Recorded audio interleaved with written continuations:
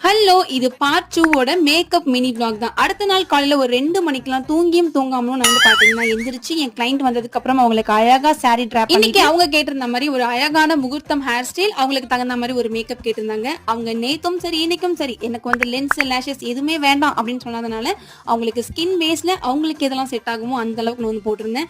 இதுல முக்கிய குறிப்பு என்னன்னா, இவங்களுக்கு காலையில மேக்கப் பண்ணும்போது நமக்கு சுத்தமா டைமே கிடையாது. அவ்வளவு ஹரிபரியா இருந்தாலுமே அவங்களுக்கு ஒரு 1/4 மணி நேரத்துல அழகா பேஸ்லாம் செட் பண்ணி மேக்கப் பண்ணி அவங்களுக்கு கீழே அனுப்பியாச்சு. அவங்க முடிச்சதுக்கு அப்புறமா ஒரு 3 பேர் அகைன் நமக்கு இருந்தாங்க காலையில.